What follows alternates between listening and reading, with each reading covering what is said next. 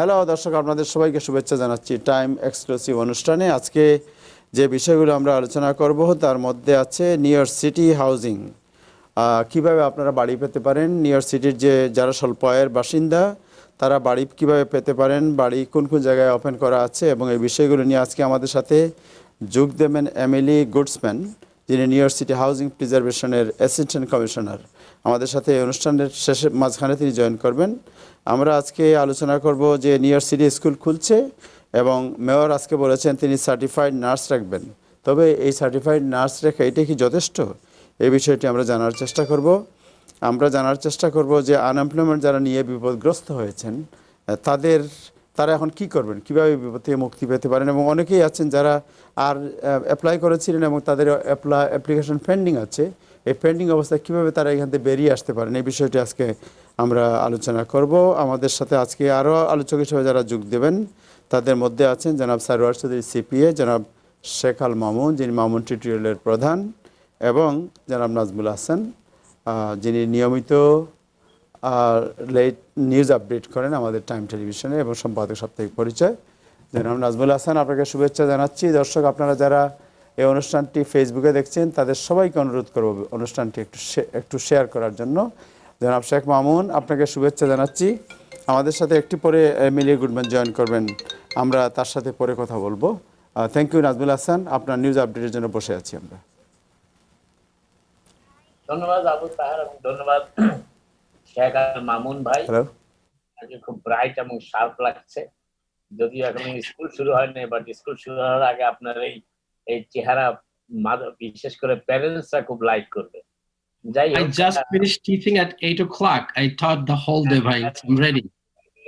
You look so fresh enough to be a just baked biscuit. Anyway, very good. Thank you. Thank you.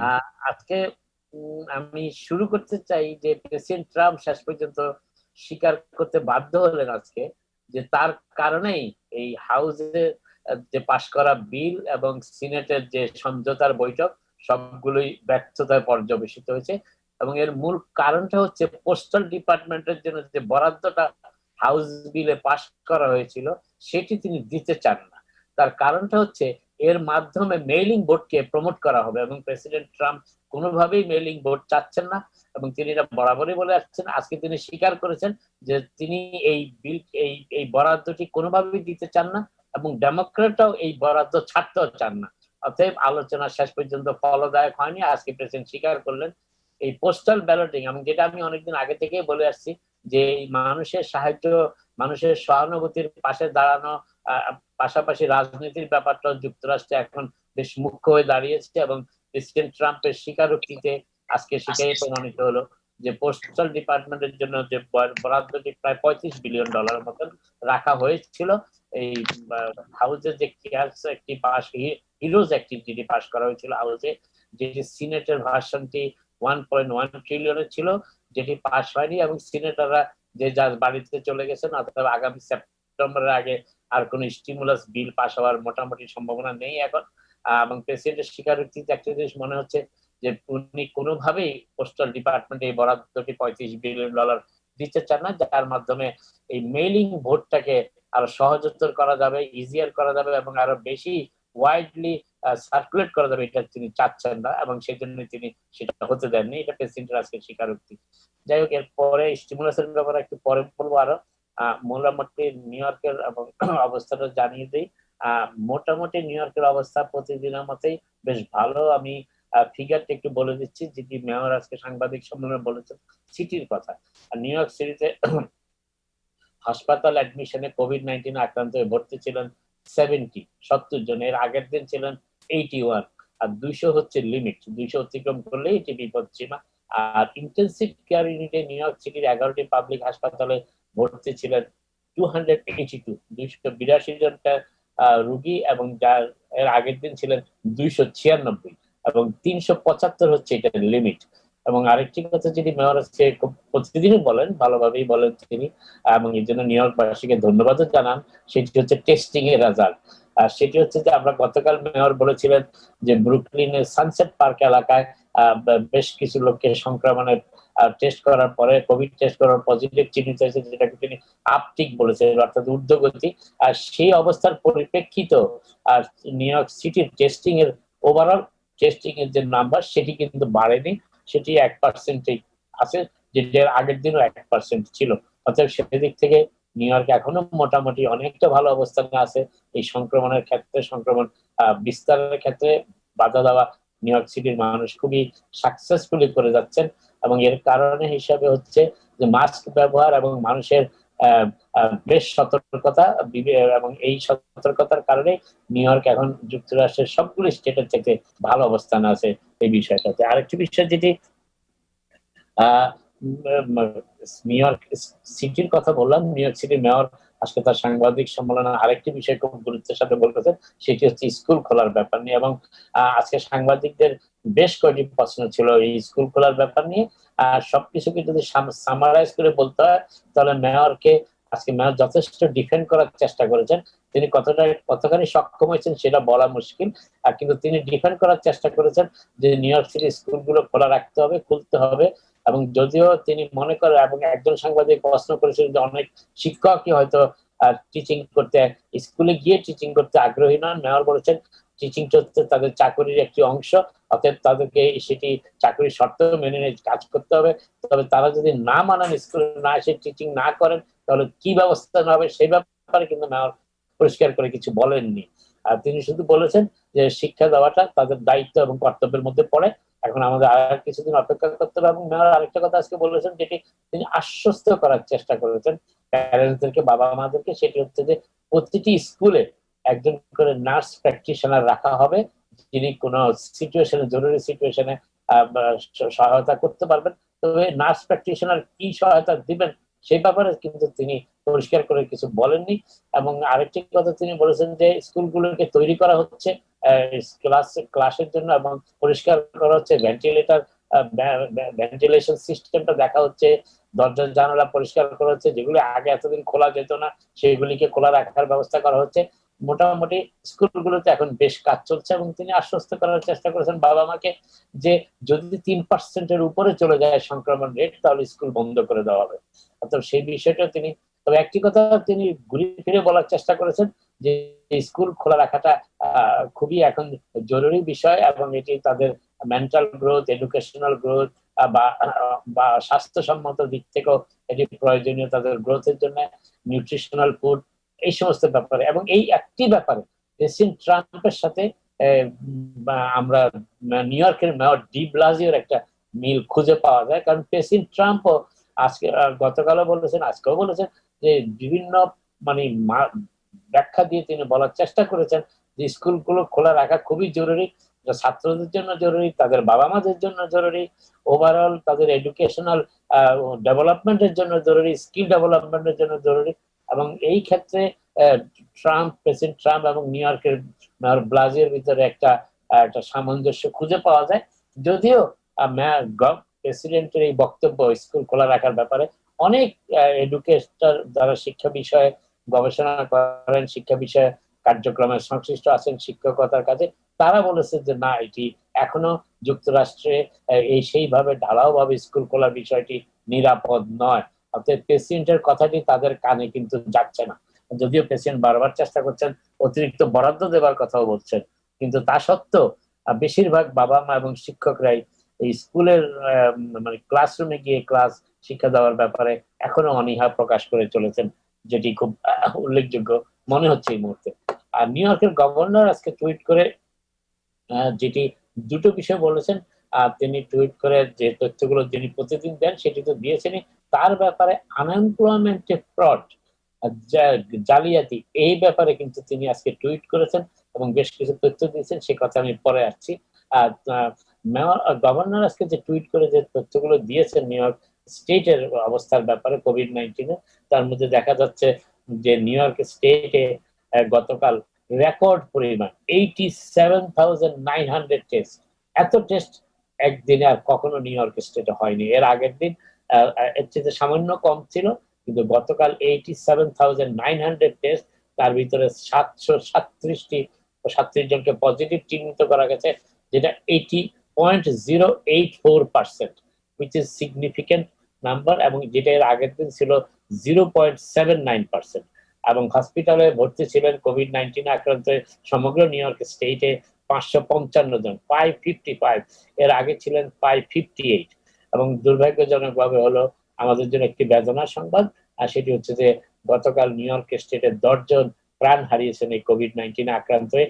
এর আগের দিন ছিল 7 জন। এবং এই প্রসঙ্গে আমি একটা কথা বলতে চাই, যুক্তরাষ্ট্রে সর্বত্র সংক্রমণ কমে যাচ্ছে ঠিকই, কিন্তু মৃতের হার বাড়তে শুরু করেছে। এবং গতকাল সমগ্র যুক্তরাষ্ট্রে 1470 জন মানুষ প্রাণ হারিয়েছেন, যেটা একদিনের মৃতের হার সর্বোচ্চ।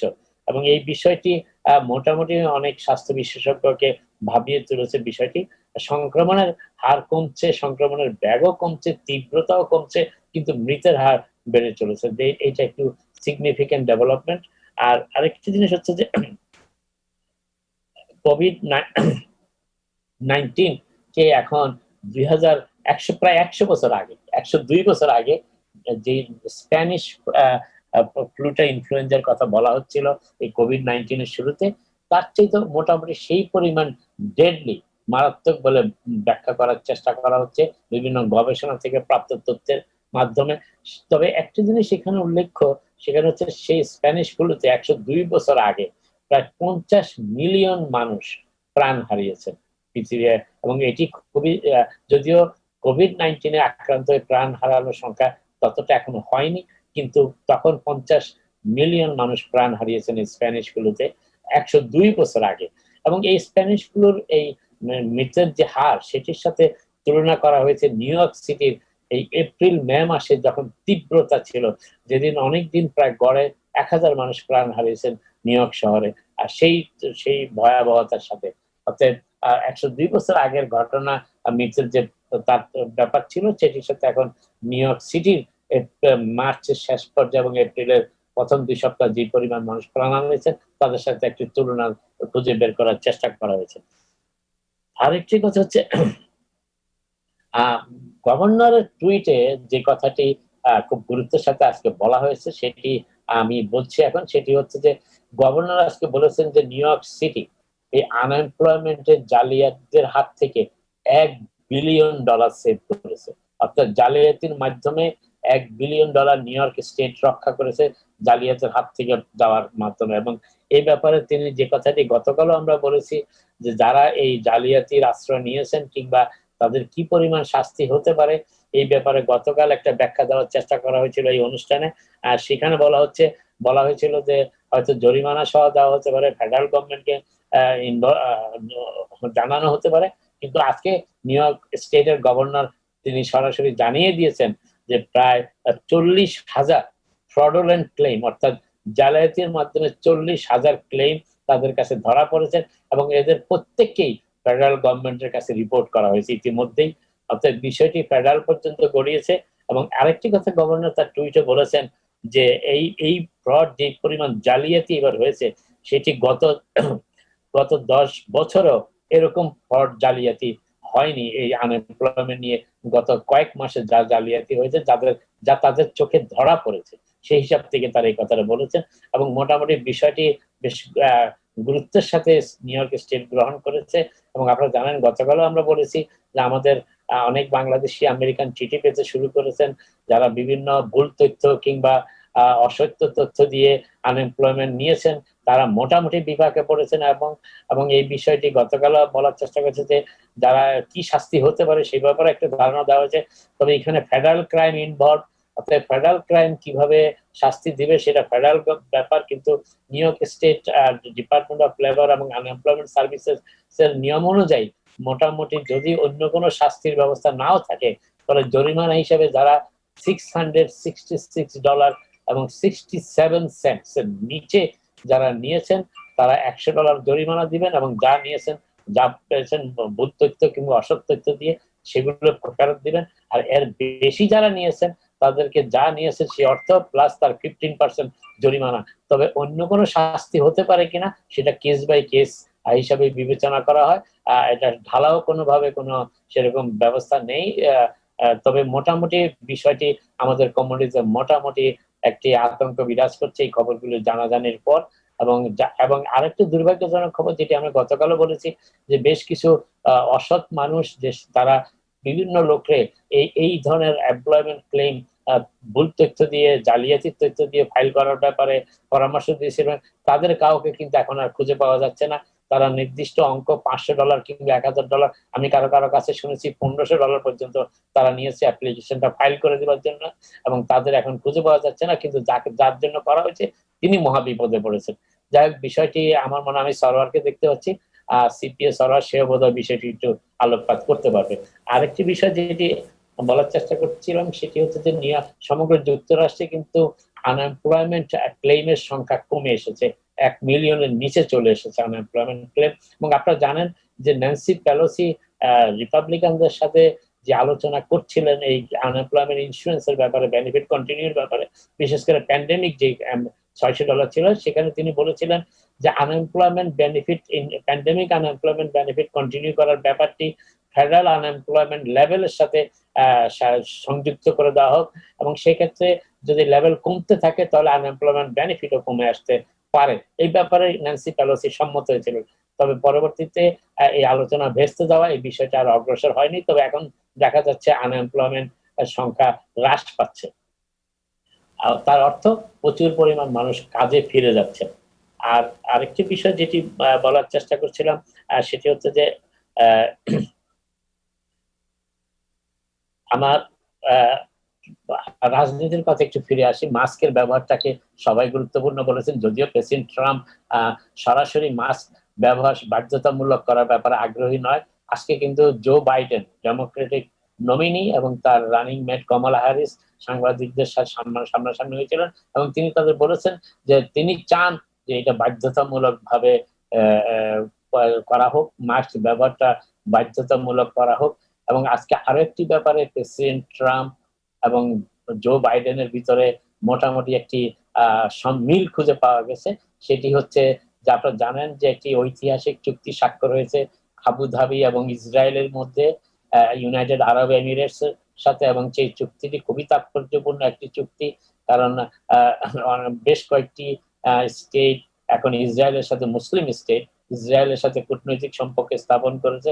তারপরে এখন দেখা যাচ্ছে ইউনাইটেড আরব এমিরেটস করলো, এবং এই বিষয়টিকে এই বিষয়টিকে জো বাইডেন স্বাগত জানিয়েছেন আজকে, যে তিনি বলেছেন যে এটি একটি ভালো পদক্ষেপ, এবং এই ক্ষেত্রে অন্তত তাদের ভিতরে মোটামুটি একটা মিল খুঁজে পাওয়া যাচ্ছে। যে এবং এইখানে একটি গুরুত্বপূর্ণ তথ্য আমি বলতে চাই এই কথাটি, সেটি হচ্ছে যে ফরেন পলিসির ক্ষেত্রে দেখা যাচ্ছে যে তাদের আভ্যন্তরীণ রাজনীতি আর যুক্তরাষ্ট্রের ফরেন পরিস্থিতির ক্ষেত্রে কোনো প্রভাব ফেলে না। সেক্ষেত্রে তারা কিন্তু, যেখানে আমেরিকান স্বার্থটা বড়, সেখানে তারা সবাই এক থাকতে পারে, কিন্তু আভ্যন্তরীণ স্বার্থের ব্যাপারে তাদের কোনো মিল না থাকলেও এটি খুবই তাৎপর্যপূর্ণ ব্যাপার, এবং বিশেষ করে আমাদের বাংলাদেশের রাজনীতির কনটেক্সটে এটি আরো তাৎপর্যপূর্ণ ব্যাপার। যাই হোক, আরেকটি জিনিস হচ্ছে যে ট্রাম্প আজকে নিউ ইয়র্ক সিটির যে অবস্থা এখন, বিশেষ করে ক্রাইমের যে অবস্থা, সেটাকে তিনি তার নির্বাচনের জন্য খুব সহায়ক, এবং তিনি আশা করছেন যে নিউ ইয়র্কেও তিনি বিজয়ী হবেন। আপনারা হয়তো অনেকেই জানেন যে রোনাল্ড রেগানের পর আর কোন রিপাবলিকান ক্যান্ডিডেট নিউ ইয়র্ক স্টেটে প্রেসিডেন্সিয়াল নির্বাচনে বিজয়ী হননি। তবে ডোনাল্ড ট্রাম্প আশা করছেন যে নিউ ইয়র্কের ক্রমবর্ধমান ক্রাইম পরিস্থিতি জনগণকে তার পক্ষে ভোট দেওয়া, তার জন্য ভোট দেওয়ার জন্য উদ্বুদ্ধ করবে, এটি তার আশাবাদ। এবং আরেকটি জিনিস যেটি আজকে ডোনাল্ড ট্রাম্পের জন্য খুব শুভ সংবাদ নয়, ভালো সংবাদ নয়, তার দীর্ঘদিনের পার্সোনাল অ্যাটর্নি মাইকেল কোহেন আজকে বলেছেন, তার একটি বই যিনি লিখছেন, সেখানে তিনি বলেছেন যে ডোনাল্ড ট্রাম্প মিথ্যা কথা বলছেন। তিনি রাশিয়ার সাথে গত নির্বাচনের আগে সম্পর্ক স্থাপন করার চেষ্টা করেছিলেন, এবং এবং এবং এই পর্যন্ত তিনি রাশিয়ার সাথে খুব ক্লোজলি কাজও করেছেন, এবং তিনি অনেক করাপ্ট দুর্নীতিবাজ বিলিয়নিয়ারের সাহায্য ও সহযোগিতা নিয়েছেন। এটি তার বইতে, যে বইটির নাম হচ্ছে ডিসলয়াল এ মেমোয়ার। আপনি জানেন কোহেন এখন জেল খাটছেন তার ভূমিকার জন্য, ট্রাম্পের পক্ষে মিথ্যা কথা বলার জন্য। আর শেষ করার আগে আরেকটি কথা বলতে চাই, আজকে ভারতে প্রায় 47,033 জন করোনা ভাইরাসে প্রাণ হারিয়েছেন এ পর্যন্ত, এবং যেটি চতুর্থ দেশ মৃত্যুর সংখ্যার দিক থেকে। এবং শেষ করার আগে যেটা বলতে চাচ্ছি, আর জার্মানিতে সেকেন্ড ওয়েভের কথা বলা হচ্ছে। আজকে জার্মানিতে একদিনে 1445 জনের আক্রান্ত হওয়ার খবর পাওয়া গেছে, সংক্রমিত হওয়ার খবর পাওয়া গেছে। মোটামুটি এই হচ্ছে আজকের খবর, পরবর্তীতে আরো খবর বলা যাবে। Thank you so much Najmul Hasan, আপনাকে থ্যাংক ইউ সো মাচ। আমি দর্শকদের বলবো, দর্শক আমাদের সাথে যুক্ত হয়েছে New York City housing preservation and ডেভেলপমেন্টের assistant commissioner Emily Goods. Emily, hello, how are you? Hi, thanks for having me. Thank you so much, Emily. So I think this is the first time you join with a Bengali television, and as you know, that we have some other panelists, but we are going to talk to you regarding the project and program of the department you are working with. Yeah, so the Department of Housing Preservation and Development is responsible for a lot of affordable housing in New York City, which means, the way we think about it, income restricted housing. So people who are within certain income limits, and that means also when it's a rental, the rent is restricted as well. We have a new website where you can apply for this affordable housing as it comes up through our affordable housing lotteries. That's New York City Housing Connect. And the new version of Housing Connect is now launched and live, and we are starting to get more and more affordable housing lotteries listed there. I think we have about 100 units of affordable housing at different income levels for people right now. And there will be more and more as the days go by. You'll see new lotteries opening up for people to apply to. Okay, so could you please tell us where the projectors, the hundreds units and the units are coming? So could you please tell us where the project is? What is the location? The affordable housing that we're building and that goes on to New York City Housing Connect is all over New York City. And these are private housing developments, buildings that you might walk past every day. You wouldn't know. It's that the city in HPD works with the housing developers to make some or all of the units income or rent restricted. So right now, we have buildings open for applications for the housing lottery in Manhattan and Brooklyn and the Bronx, but all 5 boroughs are included in this housing lottery. And then what is the income limit? People who are interested to apply it. It's actually it's a whole range, and I'm really glad you asked that question, because that is one of the things that can be very confusing. One housing lottery may have income limits, minimums and maximums for people at the lower end of the income range. So, $20,000 to $30,000 for a household, let's say. And that's just an estimate. I'm not putting a pin in any of this. But then there are other developments and other units that have income ranges that are much higher than that. And the goal is to serve a whole variety of New Yorkers, but at prices that they can afford given their income. Any idea about as you mentioned, $20,000 to $30,000 and up? So say about $25,000 to $30,000. How many bedroom in the apartments are? What I would recommend is to go to HPD's website to look at a chart of all of the rents and income limits at different levels. And I'm not trying to be evasive here. It's just there are many. It depends on your household size. It depends on the income level, and then you can find what the rent would be. And it changes every year because the Federal Department of Housing and Urban Development dictates these income guidelines. So you can see very low rents to higher rents, but still affordable. Okay, so if I ask you a question, why did New York City launch a new Housing Connect website? Why did we why did we launch create a a new one? new website. Yes. So some people watching right now may have been on New York City Housing Connect, the original version, which has been around since about 2013, I think. And it's great. It's an online way to apply for affordable housing, but it doesn't do everything it could do. It is basically a paper application process put online. The new Housing Connect is all about the applicant. So when you go to the website, you are walked through step by step a pretty complicated application process so that you can understand and calculate your household income. So you can understand what you qualify for and what makes sense to apply for. So you understand what the process is once you've applied for a housing lottery and you get contacted. There are documents to put in order to prove your eligibility. We made it really easy and guided and transparent for people as they're going through the process. And then what should people to do now if they want to look for opportunities?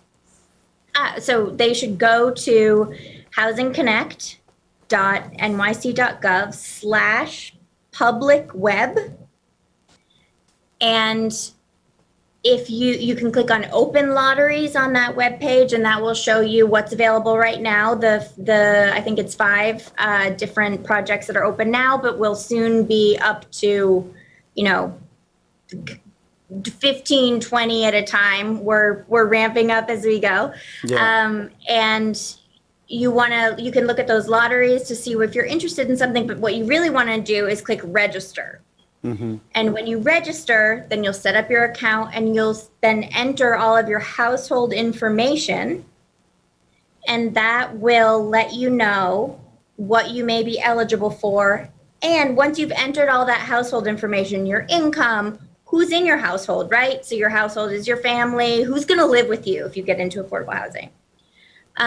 Once you've finished completing that profile, that you just have to do that once and then keep it updated. But once you've done that, then you can apply to as many lotteries as you want. And then if someone would like to apply, say about Queens, Manhattan, Brooklyn, Bronx, multiple application, is it okay or it's not legal? Yeah, absolutely. And honestly, I think that's a good idea. It's your choice. If you want to apply to one lottery and see if your number comes up and you have the chance to prove your eligibility, that's fine. But there are more and more lotteries on this website. And if you're interested in living in multiple places and different kinds of buildings, then apply for more than one. The key is to look at what you're applying for and understand if it looks like you're eligible. Because again, there are different projects, different lotteries, and they have different income ranges. So you might look at one building and think, oh, this looks nice, but the income range is too high, or my income is too high for this one. Mm-hmm. But don't give up. Go ahead and look at the next one because that one might be right for you. And also, we have a question about the new development by private, owners who are the developer. There, in New York City has mandated that every development or there is certain development, they have to have a certain portion of the apartments for affordable housing. And the Yep. income limit is like 60,000. It has to be 60,000, 70,000 or more, which is a joke. It's not affordable housing. Is there any restriction or is there any rules and regulation of city to stop that kind of, so-called housing, affordable housing? So there will, I don't want to say always, but there has always been a range of incomes that the city is financing housing for. However, at this moment in time, the mayor and the administration really understands that our focus needs to be on the lower end of the income spectrum, which makes a lot of sense. We need to serve New Yorkers for whom this housing is actually affordable. And so you'll start to see more housing that is for the lower end of the income spectrum. However, because there are different affordable housing financing programs, there are different tax exemptions, some of which come from New York City, some of which come from New York State, you will probably continue to see a range, and some of which may be at those higher levels. The focus, though, is to do as much as we can with the limited resources that we have to build and create housing for those New Yorkers who need it most.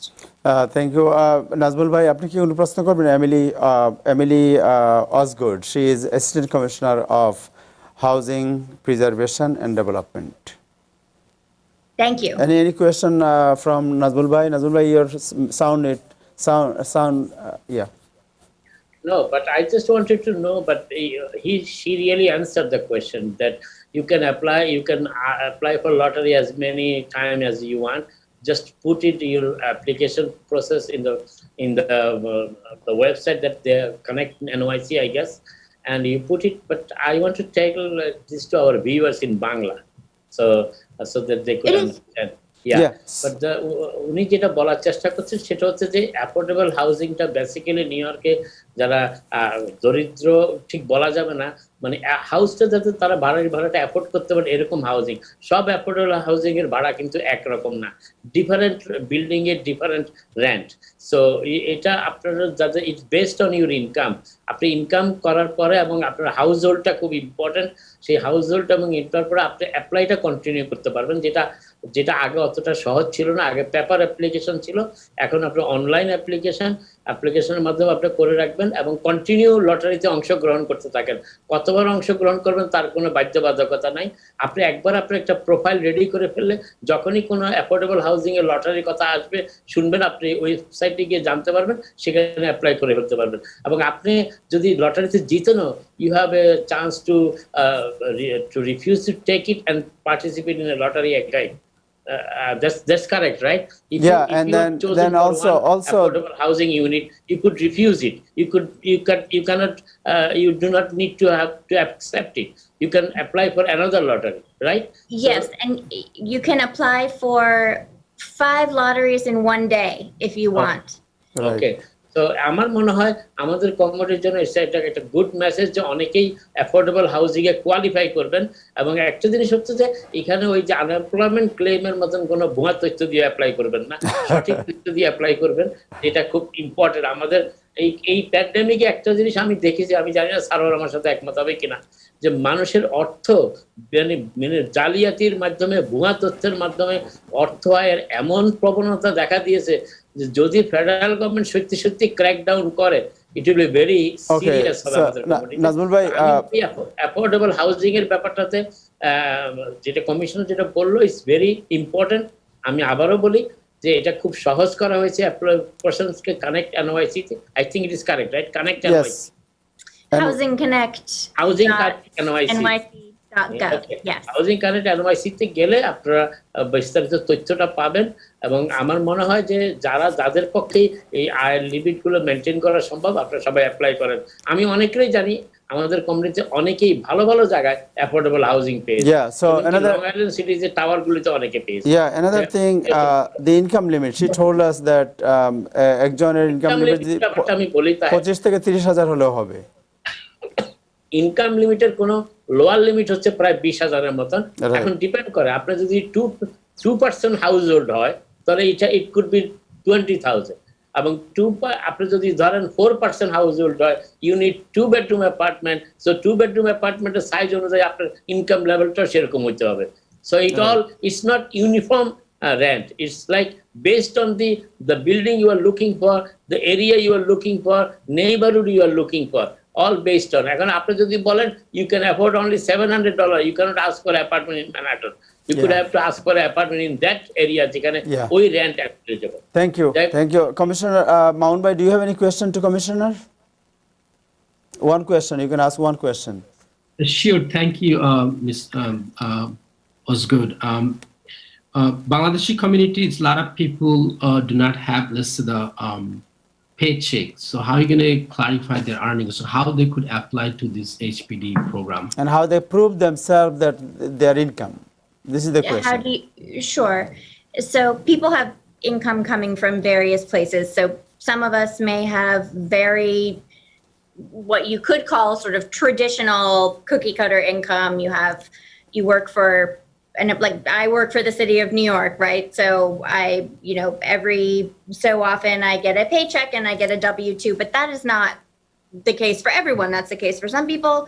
Many people have different sources of income, and some people maybe you have W-2, meaning you're paying taxes based on unemployment, or maybe you have unemployment, or you have public assistance, or a rental subsidy, or you own your own business, or you're working as an independent contractor. All of these things are absolutely acceptable and are accounted for in the Housing Connect system. So when you are filling out your household information, when you get to the income section, there are 5 or 6 different types of income you can select, and you can select as many as apply to you and your household. So I could select government benefits, I could select I work for myself, I work for an employer, other kinds of income, all different types. And so what you want to do is make sure that you're entering everything into the system that you receive as income, all different types. And then you'll need some documentation to back it up if your number comes up in a lottery, because we need to prove that you're eligible. Sure. Do you have any workshop or conference or seminar that people could join and could learn more about your program? Yeah, so I think the first place we do. So the first place I would recommend people go to is the Housing Ambassador organizations.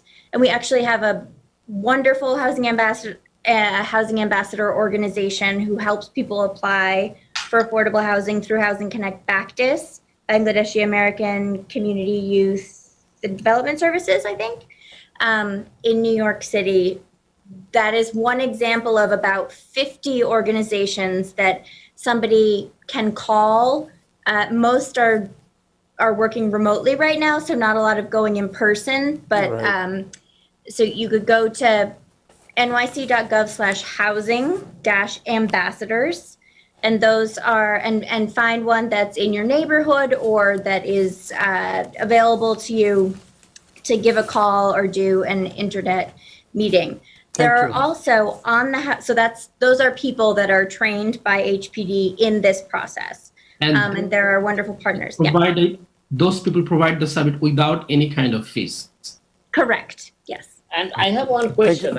Is what is the requirement for immigration purposes, residents or work permit holders or citizens or green cards, whatever? What was the minimum requirement? Very good question. So immigration status is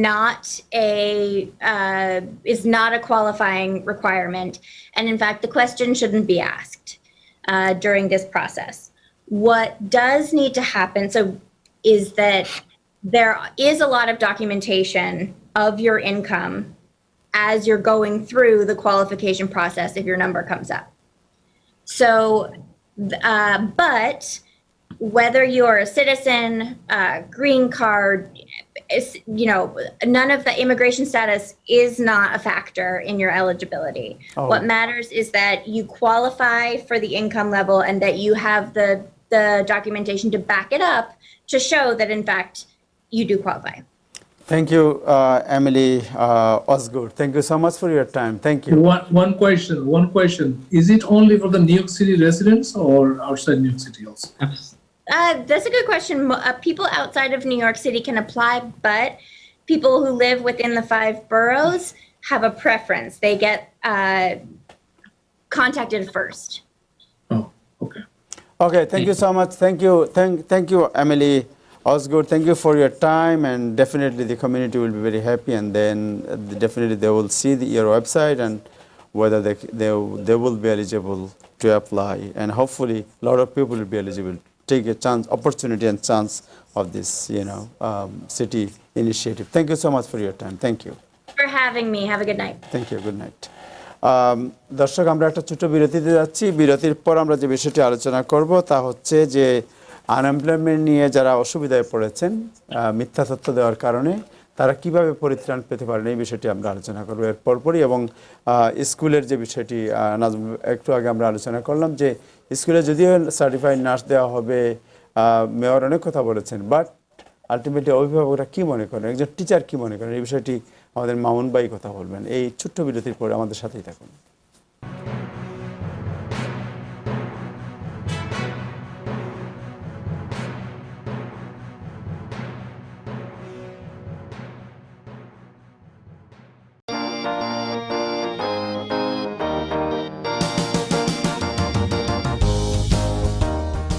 Dr. Kamal, MBBS. Ronnie, MA LLB. Shuman, MSc Engineering. Shahnaz, MSc Former Teacher, Dhaka University. None of them knew about People and Tech. If they did, they would not be doing such odd jobs. Engineer Mr. Hanif assures that he will not let a single educated immigrant perform odd job. No more odd job. Change your life and lifestyle.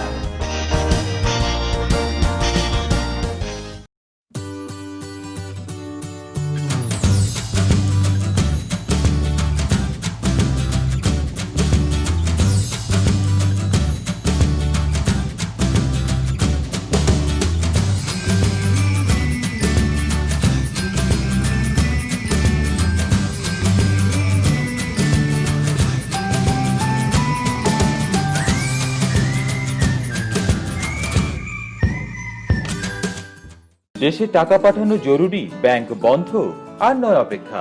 24 ঘন্টা money transfer সেবা নিয়ে এলো সেন্ডওয়েভ। আকর্ষণীয় exchange রেটে কোনো ফি ছাড়াই ঘরে বসে যে কোনো সময় নিরাপদে আমেরিকা, ইউকে ও ইউরোপ থেকে টাকা পাঠান বাংলাদেশে। সেন্ডওয়েভ মুহূর্তেই পৌঁছে দেবে আপনার প্রিয়জনের বিকাশ অ্যাকাউন্টে। ডাউনলোড করুন সেন্ডওয়েভ অ্যাপ আর লগ অন করে প্রিয়জনের কাছে নির্ঝঞ্ঝাট টাকা পাঠান যখন প্রয়োজন তখন। Sendwave, send money with love. Over the past 25 years, Khan's renowned specialized high school program has helped nearly 3,000 students gain acceptance to New York City's top high schools, such as Stuyvesant, Bronx Science, and Brooklyn Tech.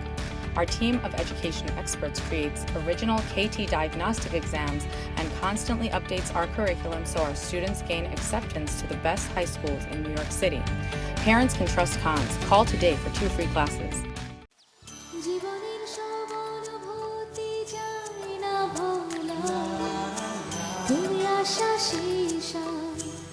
আজও হৃদয় জুড়ে করে খেলা, এই প্রবাসে ব্যস্ত জীবনে টাটকা স্বাদে অটুট বন্ধন লক্ষ প্রাণে। বাংলাদেশের টাটকা মাছ, সবজি, স্ন্যাক্স, সেরা স্বাদে সেরা মানে। নির্ভেজাল বাংলার স্বাদ শাহজালাল।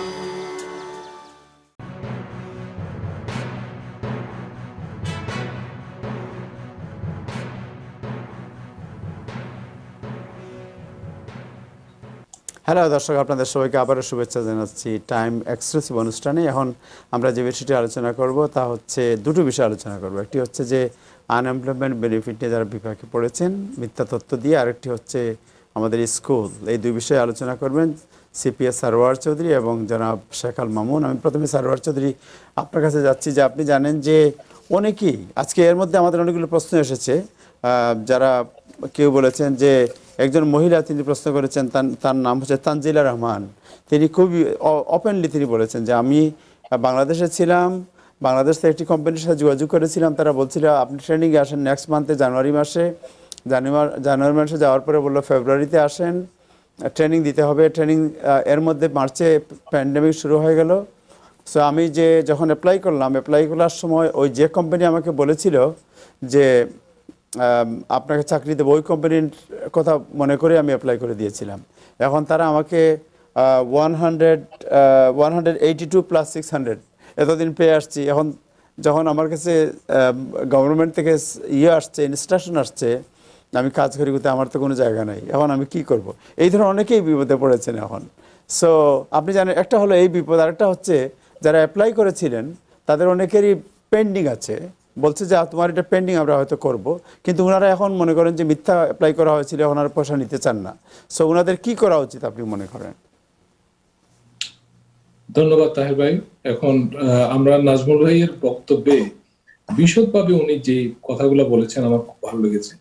উনি অত্যন্ত সুন্দর ভাষায় এবং সাবলীলভাবে বলে গেছেন যে মানুষের মানসিক কিছু জিনিস আমরা অনেক সময় নিজেদেরকে দমন করতে পারি না, অথবা আমরা কিছু জিনিস আর্থিক প্রলোভন আমরা নিজেদেরকে দমন করতে পারি না, কিন্তু এ ব্যাপারে আমাদের সবাইকে সচেষ্ট হতে হবে।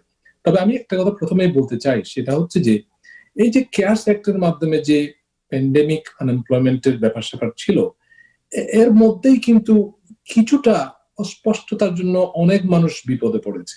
কিছুটা অস্পষ্টতা এই জন্য যে বলা হচ্ছে যে আপনার পরিবারের যদি কারো যদি কোভিড হয় তাহলে আপনি অ্যাপ্লাই করতে পারবেন, আপনার ছেলেমেয়েরা যদি কোভিড এর কারণে স্কুলে যেতে না পারে আপনার দেখাশোনার জন্য যদি হয় আপনি করতে পারবেন। প্রত্যেকটা জিনিস কিন্তু এগুলা ব্যাখ্যার দাবিদার। যারা এই যে নাজমুল ভাই বলছেন যে অনেকেই অনেকের জন্য করে দিয়েছে, এবং তারা যেভাবে করে দিয়েছে, প্রশ্নটা হচ্ছে যে অনেকে ধরে নিয়েছেন যে আনএমপ্লয়মেন্ট এটা হচ্ছে আনএমপ্লয়মেন্ট বেনিফিট না, এটা হচ্ছে একটা এমপ্লয়মেন্ট বেনিফিট। যাদের আগে কাজ ছিল না তারাও মনে করছে যে এটা বোধহয় আমার বেনিফিট, এখন সবাইকে দিচ্ছে আমি নিব না কেন। এই যে আনএমপ্লয়মেন্টের বেনিফিটের যে 13টা 14টা আছে স্টেপ আছে, এলিজিবিলিটি স্টেপ, এগুলোর মাধ্যমে কিন্তু মানুষকে মিসগাইড করা হয়েছে। যেখানে বলা হয়েছে ইনসাফিসিয়েন্ট ওয়ার্ক হিস্ট্রি, সেখানে আমরা ধরে নিয়েছি যে আমরা না, অনেকেই ধরে নিয়েছেন যারা আনএমপ্লয়মেন্ট ফাইল করেছেন যে নো ওয়ার্ক হিস্ট্রি, কিন্তু আলটিমেটলি সরকার যখন পয়সা দেয় তাদেরও কিন্তু পকেট যখন কমে যায়, পকেটের পয়সা যখন কমে যায় তারাও কিন্তু একটু ধারাধরি শুরু করে। আনএমপ্লয়মেন্ট এটা ডিপার্টমেন্ট অফ লেবারের কিন্তু বিভিন্ন ধরনের ক্রাইটেরিয়া আছে। একটা হচ্ছে টাকা ফেরত দাও, নাজমুল ভাই যেটা বলেছেন, আর একটা হচ্ছে পিউনিটিভ ড্যামেজ, আর একটা হচ্ছে স্ট্যাচুটরি ড্যামেজ। এই 3 ধরনের ড্যামেজের ব্যাপার আছে। ড্যামেজ গুলো হচ্ছে শাস্তিমূলক ব্যবস্থা। আপনারা যখন প্রথম বলতে পারে যে ভাই তোমাকে টাকা দিয়েছি, ওভার পেমেন্ট হয়ে গেছে, তুমি টাকা ফেরত দাও। আর একটা হচ্ছে যে তোমাকে পিউনিটিভ ড্যামেজ, তুমি 15% পিউনিটিভ ড্যামেজ দাও। আর একটা হচ্ছে যে তুমি পিউনিটিভ ড্যামেজ এবং তোমার জন্য আরো অন্যান্য শাস্তি, এটা বললাম না। কিন্তু আমাদের এখানে যেটা হয়েছে সেটা হচ্ছে যে প্যান্ডেমিক আনএমপ্লয়মেন্ট বেনিফিট। এমনি যদি রেগুলার বেনিফিট যদি হতো তাহলে কিন্তু কোনো মানুষই, আমার মনে হয় না 50% মানুষ ইন্টারেস্টেড হতো না, যাদের ইনকাম লেভেল খুব কম। কিন্তু প্যান্ডেমিকের কারণে, কেয়ারস অ্যাক্টের কারণে এটা হয়েছে কি, যারা কাজ করতো না, যারা সেলফ এমপ্লয়েড ছিল, তারা কোনোদিনই লেবার ডিপার্টমেন্টের এই আনএমপ্লয়মেন্ট বেনিফিটের আওতায় আসতো না, তারাও কিন্তু এসে গেছে। যারা গিগ ওয়ার্কার যাদেরকে বলি, যারা কোনোদিন আনএমপ্লয়মেন্ট ট্যাক্স দেয় নাই, তারা কিন্তু এই এর মধ্যে চলে আসছে। তার উপরে চলে আসছে কোভিড সংক্রান্ত কিছু জিনিস, যেটা হচ্ছে যে আপনার বাচ্চা আছে। এখন অনেক মহিলা মনে করছেন যে আমি তো বাচ্চা দেখাশোনা করি, তাহলে তো আমি তো বোধহয় আনএমপ্লয়মেন্ট পাওয়ার যোগ্য। কিন্তু উনি যে গত 10 বছরে যে কোনোদিন কাজ করেন নাই, এটা তো নিউ ইয়র্ক স্টেট জানে এবং এটা ফেডারেল গভর্নমেন্টও জানে। সুতরাং আমরা সবসময় বলি যে আপনারা যখন আনএমপ্লয়মেন্ট ফাইল করবেন দেখে শুনে ফাইল করবেন। আমি বিভিন্ন সময় আমি প্রশ্ন পাই, বলে যে আমি তো 4 বছর আগে একবার কাজ করেছিলাম, কিন্তু আনএমপ্লয়মেন্টটা হচ্ছে যে ইমিডিয়েট পাস্ট, অর্থাৎ গতকালকে যদি আপনার চাকরি চলে যায় আপনি আজকে আনএমপ্লয়মেন্টের যোগ্য।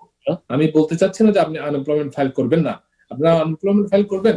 মানুষ বেঁচে থাকার জন্য অর্থের প্রয়োজন, কিন্তু এটার জন্য যে পূর্বসূত্র যেটা আছে সেটা আপনার ম্যানেজ করতে হবে।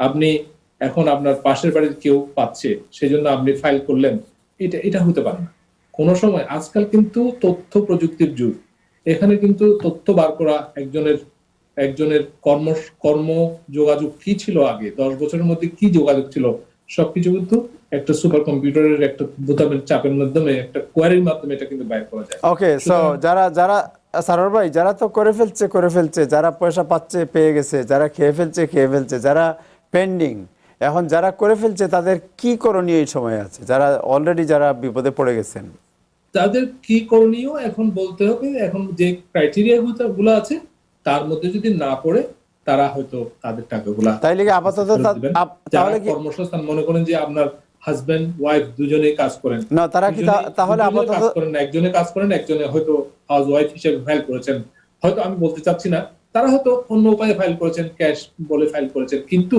তাদের যদি ওয়ার্ক হিস্ট্রি না থাকে, তাদের যদি কোনো স্কেডিউল সি না থাকে, তারা যে সেলফ এমপ্লয়েড তার কোনো প্রমাণ না থাকে, তাহলে কিন্তু তাদের জন্য একটা বিপদ অর্থাৎ তাদের টাকাটা ফেরত দিতে হবে। আর তারা যদি এটা না দেয়, তাদেরকে হিয়ারিং এ যেতে হবে। হিয়ারিং এ গেলে বিভিন্ন প্রশ্নের জবাব দিতে হবে। তুমি এটা করেছো কেন, ওইটা করেছো কেন, ওইটা করেছো কেন, জাজের সামনে বলতে হবে। আপনি জাজকে যদি আপনি করতে পারেন, জাজকে যদি আপনি সন্তুষ্ট করতে পারেন, তাহলে হয়তো জাজ বলবে চাইছে ঠিক আছে, তোমার পেনাল্টি দিতে হবে না, তোমার ওরা যে টাকা চাইছে তুমি ফেরত দিতে হবে না। কিন্তু আমরা এখানে যে কারণে আমরা অনেক বিপদের মধ্যে পড়ছি, সেটা হচ্ছে যে আমরা সাফিসিয়েন্ট ওয়ার্ক হিস্ট্রি না থেকেও অনেকে ফাইল করেছি, অনেকে কোনো হিস্ট্রি না থেকেও আমরা ফাইল করেছি এবং বলেছি যে আমি ক্যাশে কাজ করি। যখন প্যান্ডেমিক, যখন মার্চ এপ্রিল মাসে যখন তুঙ্গে, তখন কিন্তু আনএমপ্লয়মেন্ট, এই যে এমপ্লয়মেন্ট ডিপার্টমেন্ট অথবা লেবার ডিপার্টমেন্টের লোকেরাও বুঝতে পারে না যে কোন দিকে যাচ্ছে। আচ্ছা সারোয়ার ভাই হয়ে যাচ্ছে, তারা যারা অ্যাপ্লাই করছে তাদেরকে দিয়েছে। এখন কিন্তু ধরাধরি হচ্ছে, বেশিরভাগ লোক কিন্তু আনএমপ্লয়মেন্টের চেয়ে লোভী হচ্ছিল এই যে প্যান্ডেমিকের জন্য। সবাই কিন্তু প্যান্ডেমিক, ভাই প্যান্ডেমিকটা কেমনে পাবো? এখন প্যান্ডেমিকটা হচ্ছে ফেডারেল, নাজমুল ভাই যেটা বলেছেন এটা হচ্ছে ফেডারেল মানি, প্যান্ডেমিকটা ফেডারেল মানি। এখন এই ফেডারেলের জন্য ফেডারেল যদি খোঁজাখুঁজি করে, তাহলে কিন্তু তাদেরকে ওকে সারোয়ার ভাই, এখন যাদেরটা পেন্ডিং, যারা মনে করেন ভুলে অ্যাপ্লাই করে ফেলেছেন, এখনো পয়সা পান নাই, পেন্ডিং আছে, কিন্তু তাদের ক্লেমটা যেটা বললাম যে ঠিক ক্লেম না, অসৎ বা ফলস ক্লেম, এখন ওনারা এই পয়সা যদি না আনার জন্য কি তাদেরকে বলতে হবে যে আমি চাই না তোমার আনএমপ্লয়মেন্ট, বা কি করতে হবে তাদেরকে? তারা বেশিরভাগ ক্ষেত্রে তাদের যেটা নিয়ম, যে সেটা হচ্ছে তারা কাজে চলে যাবে এবং আনএমপ্লয়মেন্ট ফাইল করবে না। আমি অনেককে জানি যারা মনে করেন এখন অন্যান্য প্রোগ্রাম আছে, পিপিপি আছে, যারা পিপিপি লোনের মাধ্যমে কিছু অর্থ মানে কাজের বিনিময়ে যে অর্থ সেটা পেতে পারতো, এখন সেটা শেষ হয়ে গেছে। নতুন করে যখন প্রোগ্রাম আসবে তারা হয়তো ফাইল করতে পারবে। কপি আছে না, তাহলে তারা কোনো টাকা নেবে না এখন, আর তারা কোনো সুবিধা নেবে না, রাইট? করবে না, না, তারা ব্যাপারটা সেরকম না। ব্যাপারটা আপনি অনেকেই কিন্তু এই চিঠি পাওয়ার পর থেকে যখন রিয়েলাইজ করছে তারা ভুল তথ্য দিচ্ছে, অনেকেই কিন্তু সার্টিফাই বন্ধ করে দিয়েছে, তারা সার্টিফাই করতেছে না। তার মানেটা কি? তারা say that could be defence in the longer রানে, যে আমরা যখন বুঝতে পেরেছি যে এটা আমরা করিনি, আমরা করছি। যা সরোয়ার যে কথাটা বললো, জাজের সামনে দিয়ে সেই কথাটা বললে অনেক জাজ হয়তো সেটা সহানুভূতির সাথে দেখতেও পারেন এবং তাকে বলতে পারেন যে তুমি যে টাকাটা নিয়েছো সেটা ফেরত দিয়ে দাও, সেটা হইতে পারে, অন্য কোনো পিউনিটিভ ড্যামেজ না হয়। কিন্তু তাহের যে প্রশ্নটা করছেন যে আমি আর এখন চাই না, আমি ভুল করে ফেলছি, তাদের অ্যাকচুয়ালি আর তাদের চিঠি দিয়ে বলার দরকার নেই যে আমি ভুল করে ফেলছি। তারা সার্টিফিকেশনটা, তারা কমিউনিকেশন না করলেই হবে এবং কাজে ফিরে গেলে তো তারা তো অলরেডি কাজে ফিরে গেল। আমি পাই নাই যদি কেউ 1 টাকাও না নিয়ে থাকে, শুধু অ্যাপ্লিকেশনের জন্য তো তাকে কোনো রকম পেনাল্টি দিতে হচ্ছে না। Thank you so much, thank you দুজনকে। আমরা যাচ্ছি জনাব শেখ আল মামুন। আরেকটা প্রশ্ন আছে, অনেকে জানতে চাইছে যে আমি এই জিনিসটা তখন বলি নাই, $400 যে ব্যাপারটি ছিল সেটি মোটামুটি যেটা ট্রাম্পের হোয়াইট হাউস থেকে বলা হচ্ছে, গতকালও বলা হয়েছে যে $300 যে পেমেন্টটি তারা ব্যবস্থা করছেন বিভিন্ন স্টেটকে দেওয়ার জন্য যে ফান্ড থেকে। তবে এই যে $300 যে এটা কতদিন চলবে এটার কোনো হিসাব তারা দিতে পারছে না, কারণ এটা স্টেটগুলো যে পরিমাণ টাকা পাবে, সব স্টেট সমান টাকা পাবে না। যে স্টেট যে পরিমাণ টাকা পাবে, যেদিন $300 দেওয়া শেষ হয়ে যাবে সেদিন সে প্রোগ্রামও শেষ হয়ে যাবে। তবে আশা করা যাচ্ছে যে সিনেট যদি সেপ্টেম্বরে ফিরে আসে, তাহলে তখন তারা আরেকটা স্টিমুলাস বিল পাস করে যদি এটা কন্টিনিউ করে। It all depends on the situation সেই সময়কার জন্য। Thank you so much, thank you. আমরা শেখ আল মামুন আপনার কাছে যাচ্ছি। শেখ আল মামুন, আপনি জানেন নিউ ইয়র্ক সিটি মেয়র বলেছেন প্রতি স্কুলে সার্টিফাইড নার্স দেবেন। Is it possible? এটা কি আপনার, অনেকে বলছেন যে এটা সম্ভব না, এত সার্টিফাইড নার্স নেই নিউ ইয়র্ক সিটিতে। Well, thank you, Tahir Bhai and Time Television for inviting me. Mayor Aizke says that he will hire 400 certified nurse. It's quite impossible. Only way he could get 400 certified nurse by pulling those nurses from the hospitals, community nursing places and other centers. So it is vital for our community and for our city to maintain the safety of the people in the hospital. So I think a lot of assemblymen and the councilmen already talking about this. You cannot pull out the nurses from our community hospitals and our public hospital system. That would be না, আপনি কি মনে করেন যে স্কুলে যে বাচ্চাদেরকে পাঠানোর ক্ষেত্রে যে উৎসাহ দিতে বা এটা এক ধরনের আপনি বলতে পারেন যে লোভ দেখানো, যে বাচ্চাদের জন্য নার্স থাকবে, তোমাদের কোনো ভয়ের কারণ নাই, চিন্তার কারণে বাচ্চাদেরকে স্কুলে দাও। আপনি একজন শিক্ষক এবং এবং প্যারেন্টস বোথ, আপনি কি মনে করেন? Well, definitely এটা থার্ড ওয়ার্ল্ড স্টাইলের একটা আপনি নোট করতেছে যে আমাদেরকে একটা ফলস ইমপ্রেশন দিচ্ছে যে that we are ready, but technically এটা কিন্তু we are not ready. It's not only me or few people. There's a lot of expert people are talking about this, like New York City, the principals, 6,000 plus principals, 200,000 plus teachers. They're asking the mayors to postpone the opening of September 10th schools opening, lack of supplies, because we don't have enough supplies. We don't have any coordinate plan from the city and state. So we are looking for more disaster, and we already know that the second wave is coming in Germany and other places. So I mean, New York City is even this really low in terms of infection right now, but it could spark really high within a matter of days and weeks. So I think we should postpone. আপনারা আরেকটা জিনিস যেটা misguided information যেটা দেখা গেছে যে 395,000 যে প্যারেন্টসটা সার্ভেতে বলছে, তার 264,000 of the parents like to have their kids only online platform, এবং 131,000 বলছে তারা ব্লেন্ডেড লার্নিং, মানে তারা মিক্সড.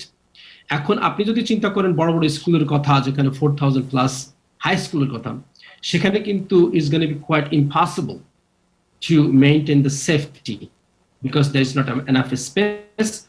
Also, যে blended যে learning এর কথা বলতেছেন, as a teacher আমি জানি যে আপনি যদি হাফ স্টুডেন্ট ও যদি আনেন, আমাদেরকে নিয়ম হচ্ছে we have to teach more than 100 kids 5 periods. তো 5টা পিরিয়ডে যদি আপনি 30 জন বাচ্চাকে করে পড়ান, একটা পিরিয়ডে 150 জন বাচ্চাকে আপনি ইউজুয়ালি সার্ভ করবেন। তো ওইটাকে যদি আপনারা হাফ করে এক একদিন আনেন, তখন we need twice the number of staff to support the teachers. We don't have that. So Okay. We don't have the scheduling is going to be a huge challenge for the big school. Safety is a problem. Equipment is a problem. So New York City is not ready to open this school. It's going to be a disaster. Thank you Sheikh Al Mamun, আপনাকে আপনার এই অ্যানালাইসিসের জন্য, because you are a teacher, you are an educator, and also you are a parents of আপনার বাচ্চারাও তো new York city স্কুলের student. Right. So I signed them up for the online learning. Right. So আপনি সবকিছু জানেন. আমরা সময়ের শেষ প্রান্তে চলে এসেছি। জনাব Najbul Hasan, is there any update? না, আপডেট তেমন কিছু নাই. যারা আনএমপ্লয়মেন্টের ব্যাপারে চিঠি পাচ্ছেন তারা খুব আতঙ্কিত হওয়ার কোনো কারণ নেই, বাট তারা টাকাটা খরচ না করে টাকাটা সেভ করেন, রেখে দেন, যাতে যথাসময়ে সেটা ফেরত দিয়ে দিতে পারেন. কারণ সারোয়ার একটা কথা বলেছে, আমি মনে করি খুব ইম্পর্টেন্ট, যে জাজের কাছে যাওয়ার পরে যদি আপনি জাজকে কনভিন্স করতে পারেন, সেই টাকাটা আপনি রাখতেও পেরে দিতে পারেন. It all depends how you put yourself জাজের সামনে. সেই বিষয়টা মনে রাখবেন, আতঙ্কিত হওয়ার কোনো কারণ নেই. আর কখনো ফ্রড কোনো কিছুকে উৎসাহিত করবেন না, যেটা নিজে যে জিনিসের জন্য বেনিফিট কোয়ালিফাই করেন না, সেই বেনিফিট নেওয়ার কোনো প্রয়োজন নাই. এবং আমেরিকাতে ফেডারেল ক্রাইম কিন্তু খুবই বিপজ্জনক একটি ক্রাইম. এটাতে অনেকে সিটিজেনশিপও চলে যেতে পারে. তো আপনারা খুবই সতর্ক থাকবেন এই বিষয়টাতে. বিশেষ করে যারা গ্রিন কার্ড ধারী আছেন তাদেরকে তো ফেডারেল ক্রাইমের ব্যাপার অবশ্যই সতর্ক থাকতে হবে, কারণ দিস থিং সিটিজেনশিপের অ্যাপ্লিকেশনের সময়, পরীক্ষার সময় এটা চলে আসবে. তবে এই বিষয়গুলো খুব গুরুত্বের সাথে আমাদের বিবেচনা করা উচিত.